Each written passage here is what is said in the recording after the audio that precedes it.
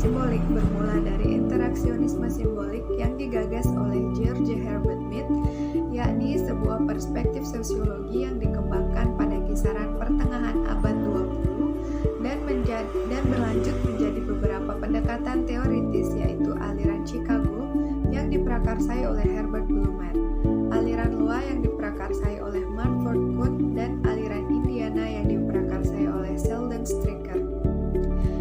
Ketiga pendekatan teoritis tersebut mempengaruhi berbagai bidang disiplin ilmu, salah satunya ilmu komunikasi.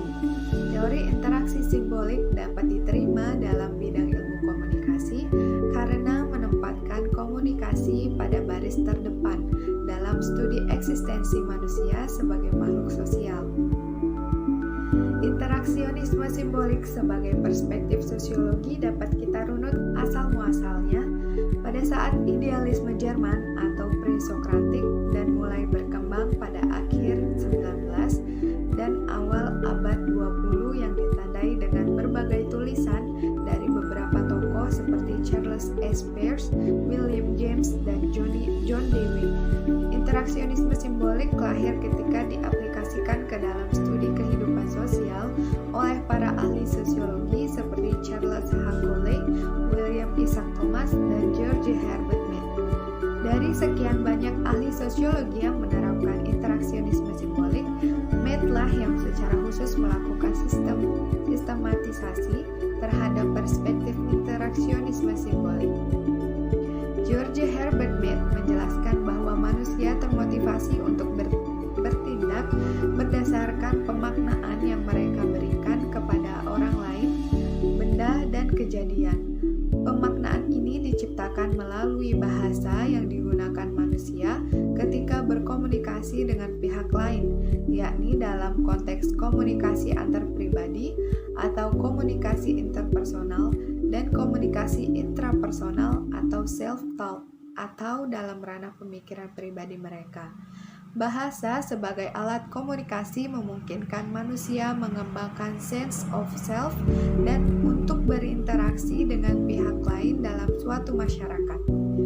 Dikarenakan pemikiran Mead tidak pernah dapat dipublikasikan, Herbert Blumer kemudian mengumpulkan, menyunting, dan mempublikasikan pemikiran Mead ke dalam sebuah buku yang bertajuk Mind, Self, and Society pada tahun 1937, sekaligus memberikan nama dan mengenalkan istilah teori interaksi simbiolik.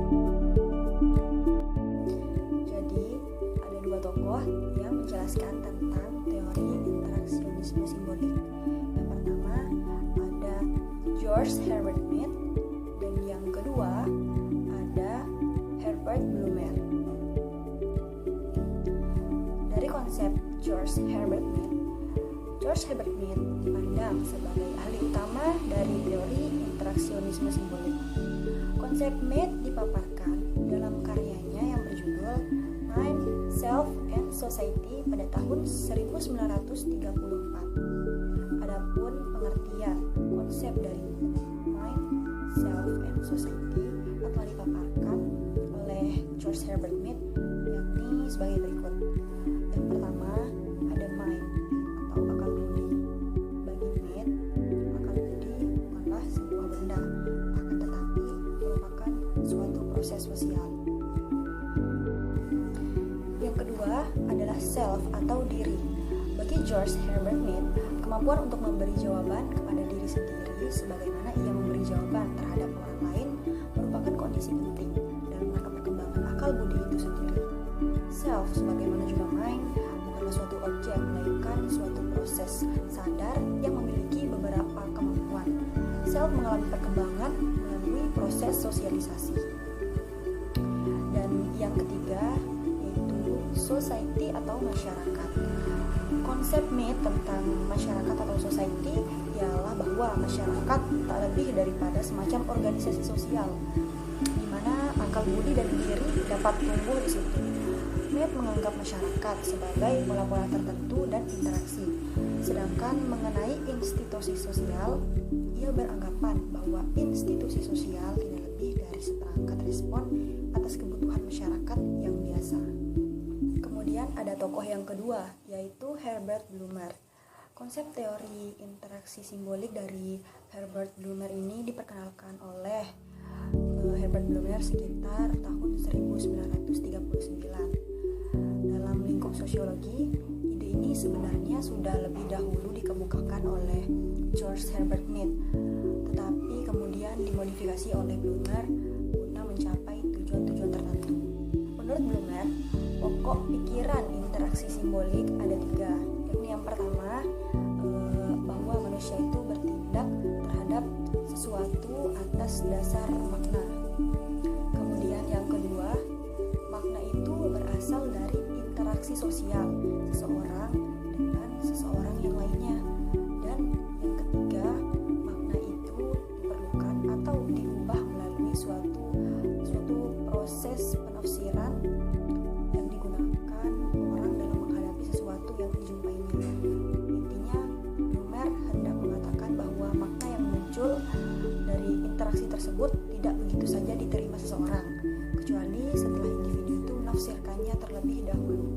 Kemudian ada beberapa contoh tentang teori interaksionisme simbolik. Yang pertama, bayangkan tentang koleksi foto Instagram teman kamu yang mengenakan tas Gucci, yaitu tas brand mahal dengan background sedang berada di luar negeri.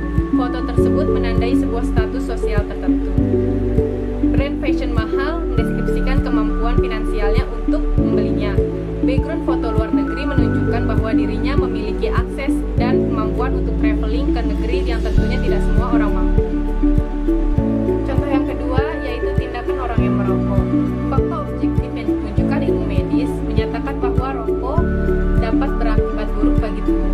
Namun sekelompok anak memilih untuk merokok bukan karena mereka tidak tahu kebenaran objektif yang menjadi resiko untuk merokok, tetapi karena mereka meyakini bahwa merokok itu meningkatkan image positif tentang dirinya, setidaknya di lingkungan pergaulannya. Kemudian, Blumer menuliskan 3 prinsip utama teori interaksionisme simbolik. Yang pertama, kita bertindak dan berperilaku berdasarkan makna yang kita interpretasikan dari perilaku atau tindakan kita. Sebagai contoh, kita makan di sebuah kafe. Ketika duduk, kita menginterpretasikan kita sebagai pelanggan, sedangkan orang yang mendekati kita dan menawari menu adalah pelayan kafe. Maka ketika ditanya mau makan apa, kita menjawab sebagaimana pelanggan ditanya pelayan. Kedua, makna sosial merupakan hasil konstruksi sosial. Ketika kita berpikir sebagai pelanggan, maka kita berperilaku dan bertindak sesuai peran kita sebagai pelanggan. Peran sebagai pelanggan dan juga pelayan restoran, pemilik restoran, dan sebagainya secara konstan dikomunikasikan, sehingga berlangsung dalam interaksi sosial. Proses interaksi sosial tersebut menciptakan makna yang ajeg tentang apa itu pelanggan, bagaimana harus bertindak, apa itu pelayan, bagaimana harus bertindak, dan sebagainya. Makna tentang bagaimana menjadi pelanggan atau pelayan adalah produk konstruksi sosial.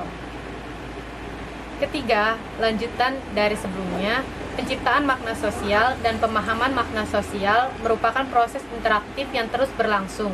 Makna sosial biasanya sudah eksis jauh sebelumnya. Proses interaksi bisa melanggengkannya, mengubahnya perlahan, atau menggantikannya secara radikal. Misalnya, ketika pelayan menawarkan makanan, kita marah karena menunya nggak ada yang kita mau. Lalu, pelayan tersebut bingung, kemudian menenangkan kita. Ketika bingung, pelayan tersebut sedang memaknai ulang bagaimana bertindak sebagai pelayan ketika pelanggan tiba-tiba marah sehingga menenangkan kita. Sekian penjelasan mengenai teori interaksionisme simbolik dari kelompok kami.